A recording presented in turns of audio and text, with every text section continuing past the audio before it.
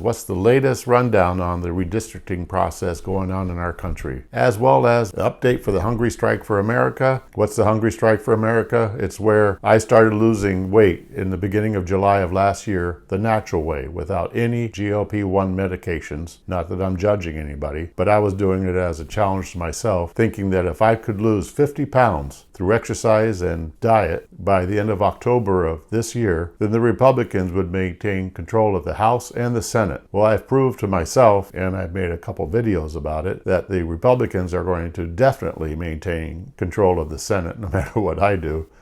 So this is all about the House. And you know what? I'm working towards it.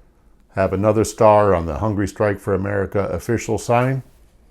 It is number 28 now. So I've lost 28 pounds. Pretty good. But I still got 22 pounds to go. Besides putting on a new star, I also get to color in a state in the official Hungry Strike for America United States map. I picked the state to color in based upon its percentile voting for President Trump in the 2024 election. And so in number 28 position, it is the state of Nevada. And we're going to discuss who their representatives are in the House and the Senate. Some very interesting stuff there for the Republicans. So moving on. Bottom line, if you're interested in just the redistricting process, let's just get right to that number. 13 seats is the actual number of Republican House seats that they're going to gain, and maybe even add another one if South Carolina does move ahead with redistricting. But based upon the ones that have already redistricted, the two states that have provided Democrat additional House districts are California, adding 4.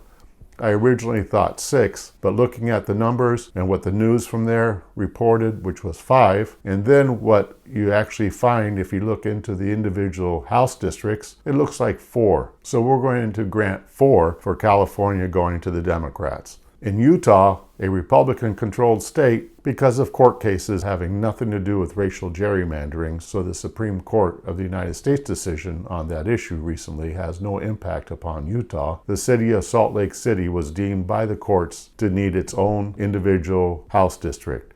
There's a total of 4 from Utah, so now one of the 4 will be Salt Lake City, which is very Democrat compared to the rest of the state. So that's a total of 5 going to the Democrats. Maryland was a possibility, but it turns out that the Maryland Senate, Democrat-controlled, yes, but the Maryland Senate decided that they did not want to support redistricting in the 2026 election year. Why not Virginia? Well, in Virginia, it's in the Supreme Court of the state of Virginia with regards to whether or not the recent redistricting vote is a violation of the Constitution or is valid. And based upon the information that's being provided, the Democrats violated multiple aspects, but one big aspect with regard to the requirements of the Constitution for redistricting in the state of Virginia. So it looks to me like, you know what? 0 for Virginia for the Democrats for the 2026 election. So that's a total of 5 for the Democrats. For the Republicans, much bigger number. First of all, I forgot about North Carolina. They did redistricting last year. So that's +1 for the Republicans from North Carolina. Interestingly, even though the governor of North Carolina is a Democrat, the process for redistricting in North Carolina does not have any governor involvement. So therefore, it was just based upon the desires of the Republican-controlled state House and state Senate. So +1 for the Republicans in North Carolina. Texas completed their redistricting a while ago. 5 more for the Republicans. Florida just finished last week, +4 for the Republicans. Then we have Missouri, which already did redistricting, and that's +1 there. And then we have Ohio, which has completed their redistricting, and that's a +2. So the total, that's 13. But because of the Supreme Court decision last week, there's going to be several states that will be doing redistricting in the very near future. First of all, the state of Louisiana has to redistrict because that was a case from Louisiana about racial gerrymandering at the Supreme Court. So Louisiana has to redistrict. That should be 2 for the Republicans. Mississippi has already said they're going to be redistricting, +1 for the Republicans. Alabama and Tennessee have both said that they're going to redistrict, 1 each there. That's a total of 5. 5 more for the Republicans. Yes, Alabama has 2 racially gerrymandered districts, but based upon my reading of the tea leaves from Alabama, I think they're just going to redistrict 1 away from the Democrats. Add that to the ones already finished that we just talked about, that's 18. And we still have South Carolina that possibly could redistrict because they have 1 racially gerrymandered district there. But until they make that decision, we'll just go with 18. So the grand total is 18 Republican new districts minus the 5 new Democrat districts makes 13 new House seats for the Republicans, plus maybe 1 from South Carolina. 13 is a pretty good number of probably additional Republican House seats in the 2026 election. And don't forget, as you may recall from a previous video, I explained that I've done some pretty good research to show, to myself at least, that another 4 House seats will be gained by the Republicans. Maybe a couple, at least 1 in Nevada. Pretty good.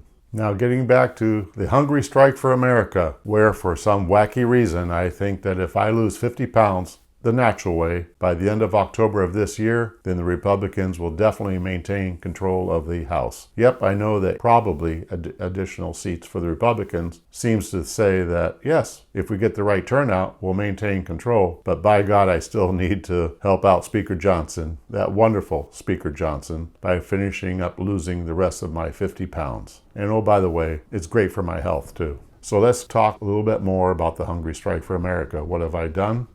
Well, I managed to lose that pound. I was stuck at a plateau for a few weeks, and it was very disconcerting whenever I weighed myself to see me go up and then down a little bit, up. I've been changing my diet around, trying to basically shock my body into thinking that, okay, things have changed and it needs to lose some weight for me or something, because I'm not a medical person.